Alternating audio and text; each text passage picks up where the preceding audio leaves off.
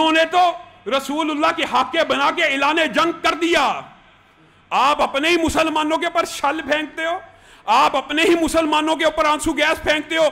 आज मैं और आप निकलें इस्लामाबाद की तरफ जाएंगे कि फ्रांसीसी सफारत खाने के आगे हमने धरना देना है, एहतजाज रिकॉर्ड कराना है, उनको मुल्क बदर करने की बजाय आपके ऊपर आंसू गैस चलेंगे, आपके ऊपर शेल चलेंगे, आपके आगे कंटेनरों को लगाया जाएगा। ये हुब्बे रसूल है, ये दावे मोहब्बत रसूल के। मुअज़्ज़ज़ सामीन ग्रामी कदर, आपके सामने मुतअद्दिद मरतबा इस हदीस को रखा कि कोई बंदा उस वक़्त तक मोमिन नहीं हो सकता जब तक रसूलुल्लाह सल्लल्लाहु अलैहि वसल्लम उसको उसकी जान, उसके माल, उसकी औलाद, उसके वालिदैन से ज़्यादा बढ़ के महबूब ना हो जाएं। ये हम सुनते हैं लेकिन हमारा अमल क्या है? हमारी नज़र में रसूलुल्लाह सल्लल्लाहु अलैहि वसल्लम की ये हदीस मौजूद है और हम कसमें खाते हैं, हर प्लेटफॉर्म पे जाके कहेंगे रसूलुल्लाह हमें जान से भी ज़्यादा महबूब हैं, हमारी औलाद से भी ज़्यादा महबूब हैं, माल से भी ज़्यादा महबूब हैं, वालिदैन से भी ज़्यादा महबूब है। कितने महबूब हैं? इतने महबूब नहीं कि फ्रांस से ताल्लुक़ तोड़ सके। इनको फ्रांस का ताल्लुक़ रसूलुल्लाह के ताल्लुक़ से और उम्मती होने से ज़्यादा अजीज़ है कि नहीं? आप बतलाइए। फ्रांस के साथ ना तिजारती ताल्लुक़ तोड़ा जा रहा है, ना सिफारती ताल्लुक़ तोड़ा जा रहा है। उलमाए दीन, तलबाए दीन इस कैंपेन को चला रहे हैं और ये आपके लिए भी लम्हा फिक्री है, आपके लिए भी। अगर पाकिस्तान में आज भी टोटल का तेल बिकता है, फ्रांस की मसनूआत बिकती हैं, तो सोच लीजिए ना आप अपने दावे मोहब्बत रसूल में सच्चे हैं, ना कहने वाला सच्चा है। कैसे बिक सकता है? ये रसूलुल्लाह में जान से ज्यादा अजीज हैं, लेकिन पेट्रोल मैंने अपनी गाड़ी में टोटल का डलवाना है। रसूलुल्लाह मुझे जान से ज्यादा अजीज है, लेकिन सफारत खाना फ्रांस का पाकिस्तान में खुला रहेगा। रसूलुल्लाह जान से ज्यादा अजीज हैं, लेकिन फ्रांस के कंटेनर तिजारती उतरते रहेंगे। यह धोखा है, यह मुनाफकत है, यह रसूलुल्लाह सल्लल्लाहु अलैहि वसल्लम के साथ गद्दारी है। मैं अपने अहबाब का शुक्रिया अदा करता हूँ और मैं अपने आप को इस जिम्मेदारी का हल नहीं समझता कि उन्होंने मुझे तहरीक हुर्मत रसूल का चेयरमैन बनाया, लेकिन मैं जब ये महसूस करूँगा मैं ये जिम्मेदारी सही तरीके से नहीं निभा रहा, तो उसी वक्त इस जिम्मेदारी से अलहदा हो जाऊँगा। मेरे भाइयों, ये किसी एक फ़र्द की जिम्मेदारी नहीं है, ये मेरी जिम्मेदारी नहीं है, ये अहले हदीस देवबंद बरेलवियों की जिम्मेदारी नहीं है। अल्लाह की कसम हर एक मुसलमान की जिम्मेदारी है कि रसूलुल्लाह उसे उसकी जान से बढ़ के महबूब हो जाएं। ये जो तहरीक है इसका यक नुकाती एजेंडा, ये कोई जमात नहीं है, ये एक ही नुकाती एजेंडा है। जहां पे रसूलुल्लाह सल्लल्लाहु अलैहि वसल्लम की हुर्मत की बात आएगी, यह तहरीक खड़ी होगी, चाहे जितना मर्जी जुल्म और जबर और तशद्दुद हो जाए। सिर्फ यक नुकाती एजेंडा है, रसूलुल्लाह की जात के ऊपर जब भी ये हमला होगा, इस तहरीक हुर्मत रसूल को सामने आना होगा और उस हमले को पहले तहरीक हुर्मत रसूल के कायदीन और उसके कारकुनों के ऊपर से गुजर के रसूलुल्लाह की जात तक पहुंचना होगा। और इसी तरह इस तहरीक का ये जो नुक्ता के रसूलुल्लाह का दिफा होगा, उसके अंदर ऑटोमेटिकली उम्महातुल मोमिनीन का और सहाबा इकराम का दिफा शामिल है। मेरे भाइयों, आज भी इबलाग की जरूरत है। आप जाइए टोटल पंप के मैनेजर्स और मालिकों से मुलाकात कीजिए कि अपनी कंपनी का नाम बदल दो, अल्लाह के लिए बदल दो। मैं आपको ये अंगेख्त नहीं करता और मैं आपको मना करता हूं कि किसी टोटल के पंप के ऊपर जाके पत्थर मारा जाए, नहीं मारना चाहिए, पाकिस्तानियों का पैसा है। लेकिन उसको आप इस बात के ऊपर मजबूर तो कर सकते हैं ना कि इस कंपनी को बदला जाए। आज वादा कीजिए अपने दिल के साथ, और आपके ईमान का मसला, अल्लाह की कसम रसूलुल्लाह की शान कम नहीं हो सकती।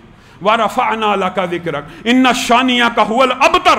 रसूलुल्लाह के दुश्मन ने नाकामो नामुराद होना है, लेकिन अल्लाह ने देखना तेरा और मेरा उस दुश्मन के खिलाफ किरदार क्या है। तेरा और मेरा किरदार क्या है?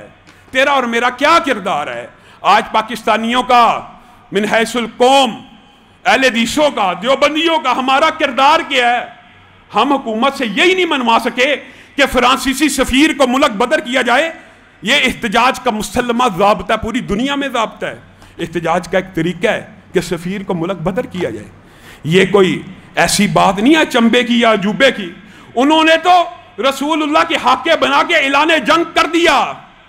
आप अपने ही मुसलमानों के ऊपर छल फेंकते हो, آپ اپنے ہی مسلمانوں کے اوپر آنسو گیس پھینکتے ہو. آج میں اور آپ نکلیں اسلام آباد کی طرف جائیں گے کہ فرانسیسی سفارت خانے کے آگے ہم نے دھرنا دینا ہے, احتجاج ریکارڈ کرانا ہے, ان کو ملک بدر کرنے کی بجائے آپ کے اوپر آنسو گیس چلیں گے, آپ کے اوپر شیل چلیں گے, آپ کے آگے کنٹینروں کو لگایا جائے گا. یہ حب رسول ہے, یہ دعوے محبت رسول کے. ہم اپنے دعووں میں جھوٹے ہیں. اگر ہم یہ سمجھتے ہیں کہ رسول اللہ کی عزت کے اوپر حملہ ہو اور مسلمان خاموش رہ جائے, بغیرت بے حس بن جائے, اتنے بے ضمیر اور بے حس آج کے مسلمان ہیں پاکستان کے اندر رہنے والے. خاص طور پہ عمران خان کے خلاف بولیے, نواز شریف کے خلاف بولیے, زرداری کے خلاف بولیے, بلاول کے خلاف بولیے, یہیں پہ آزما لیجئے, ایک دوسرے کے دستوں گریبان ہو جائیں گے, گالیاں نکالنا شروع کر دیں گے, تعلقات ختم کر دیں گے, اور رسول اللہ کی ذات کے اوپر جو مردی جو بکواس کرتا رہے, نہ آپ کا ضمیر جاگے گا نہ کسی اور کا جاگے گا. یہ ہمارا طرز عمل ہے, یہ ہماری منافقت ہے. ہم کہتے ہیں چلو ہو گیا, مٹی پاؤ, آگے کی بات کرو. اور میرے بھائیوں, یہ مسلمہ ضابطے ہوتے ہیں. اور دوسری ایک بات ضرور کرنی ہے, اس بات کو کر کے میں اپنی بات کو ختم کروں گا. میرے بھائیوں, عجیب و غریب بات ہے, ہر دوسرے تیسرے دن پاکستان کے اندر نیا شوشہ چھوڑ دیا جاتا ہے. اسرائیل کو جی تسلیم کر لینا چاہیے, اخلاقی گراؤنڈز کے اوپر, مورل گراؤنڈز کے اوپر, یہ اسرائیل یہودیوں کا حق ہے. نعوذ باللہ. یہ پاکستان جیسی ریاست کے اندر بھی اس طرح کے لوگ موجود ہیں جو آئے روز یہ بات اٹھاتے ہیں, اور پھر کہتے ہو وبائیں آ گئیں, پھر کہتے ہو اللہ کا عذاب آ گیا, رسول اللہ کی بے حرمتی ہو اور اللہ کا عذاب نہ آئے. تم یہاں پہ بیٹھ کر مورل گراؤنڈز کے اوپر, ایک آسمہ حداد بھی ہوا کرتی تھی جس نے پارلیمنٹ میں کہہ دیا تھا اسرائیل, نعوذ باللہ, رسول اللہ بھی بنی اسرائیل میں سے. یہ اتنی جہالت ہے. آپ کو پتہ ہے تاریخی اعتبار سے بھی حضرت ابراہیم ہیں جنہوں نے بیت اللہ کی اور بیت المقدس کی بنیاد رکھی ہے. مسجد اقصی مراد ہے, یہ شہر مراد نہیں ہے. مسجد اقصی کی بنیاد کس نے رکھی ہے؟ حضرت ابراہیم نے. بیت اللہ کی بنیاد کس نے رکھی ہے؟ ابراہیم نے. اور ابراہیم کے یہودی ہیں کیا عیسائی ہیں؟ اللہ کہہ رہا ہے ابراہیم تو مسلمان ہیں. اخلاقی طور پہ, تاریخی طور پہ بھی حق مسلمانوں کا ہے. یہ حضرت عمر کی فتح سے حق نہیں بنا, یا صلاح الدین ایوبی سے حق نہیں بنا. یہ تاریخی اعتبار سے بھی, مورل اور اخلاقی گراؤنڈ کے اوپر بھی مسلمانوں کا حق ہے.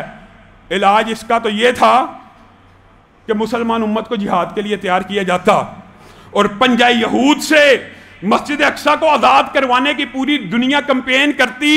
لیکن اتنا سا ایک ملک ہے مٹر کے دانے جتنا, مٹر کا دانہ بھی نہیں نظر آتا نقشے کے اوپر. اسرائیل دیکھ لیجئے, پوری مسلمان امت کو اس سے خطرہ ہے.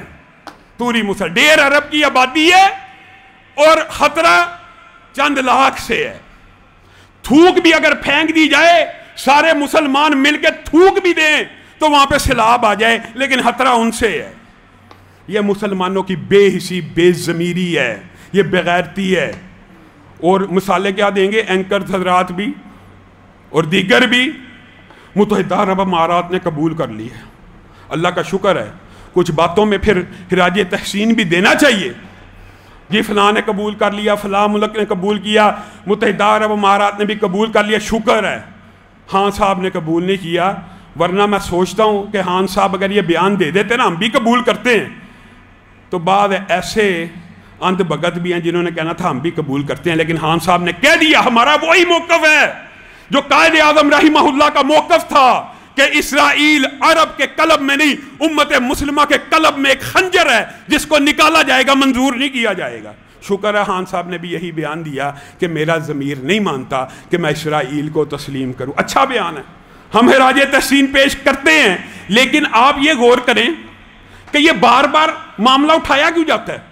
یہ اس لیے اٹھایا جاتا ہے کہ آپ کی ذہن سازی ہو جائے. گریٹر اسرائیل کا جو خواب ہے, جب اسرائیل اپنے پنجے پھیلائے تو مسلمان ملکوں کی عوام بھی پہلے سے ذہن سازی ہو چکی ہو کہ ٹھیک ہے اس کے پھیلاؤ کو ہم قبول کرتے ہیں. اللہ رب العزت جو کہا گیا, جو سنا گیا, اس کو سمجھنے کی توفیق عنایت فرمائے.